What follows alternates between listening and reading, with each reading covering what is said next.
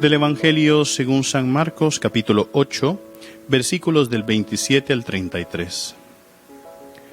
En aquel tiempo, Jesús y sus discípulos se dirigieron a los poblados de Cesarea de Filipo. Por el camino les hizo esta pregunta: ¿quién dice la gente que soy yo? Ellos le contestaron: algunos dicen que eres Juan el Bautista, otros que Elías, y otros que alguno de los profetas. Entonces él les preguntó: ¿y ustedes quién dicen que soy yo? Pedro le respondió: tú eres el Mesías. Y él les ordenó que no se lo dijeran a nadie. Luego se puso a explicarles que era necesario que el Hijo del Hombre padeciera mucho, que fuera rechazado por los ancianos, los sumos sacerdotes y los escribas, que fuera entregado a la muerte y resucitara al tercer día.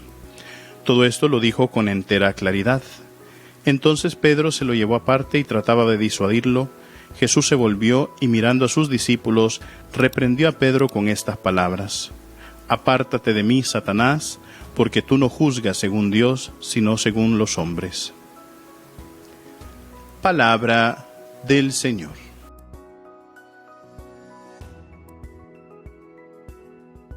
Queridos hermanos, el día de hoy vemos cómo el Señor nos da una enseñanza muy importante: saber cumplir la voluntad de Dios. Nosotros sabemos que eso es lo perfecto, que eso es lo único que nos puede conducir por la senda que lleva hacia el cielo, por la senda que es el camino recto. Y cuando nosotros hablamos sobre el cumplimiento de la voluntad de Dios, a veces esa voluntad va en contra de nuestra propia voluntad. Nosotros, que somos seres imperfectos, que nuestra cabeza tiene límite, a veces no vemos, digamos, todos los ángulos, o no vemos más allá de lo que nosotros podamos concebir que es la voluntad de Dios, ¿verdad? Y por eso es que a veces nos cuesta mucho, queridos hermanos, cumplir y entrar en esa obediencia de la voluntad de Dios. Quizás en este momento nosotros no comprendamos qué es lo que Dios está haciendo en nuestra vida. Quizás en este momento nos sintamos incluso hasta abandonados por parte del Señor, diciendo: Señor, ¿dónde estás? No te siento cercano en mi vida. Te estoy pidiendo esto, te estoy pidiendo esto otro. Necesito, estoy en una emergencia, tengo este dolor, tengo este problema, pero aún así te siento lejos, o no entiendo cuál es tu voluntad, no entiendo qué es lo que quieres hacer conmigo. Y quizás en este momento, querido hermano, querida hermana, nosotros no entendamos realmente qué es lo que Dios quiere hacer en nuestra vida, o cómo está haciendo cumplir su voluntad en nuestra vida. Pero quizás más adelante, yo no digo mañana, no digo pasado mañana, no digo dentro de una semana, quizás pueden pasar mucho tiempo, quizás puede pasar poco tiempo, pero después vamos a ir entendiendo realmente cómo esa voluntad y por qué Dios en ese momento no me hacía a mí entender cómo funcionaban las cosas, o por qué, porque quizás en ese momento no lo iba a comprender, ¿verdad?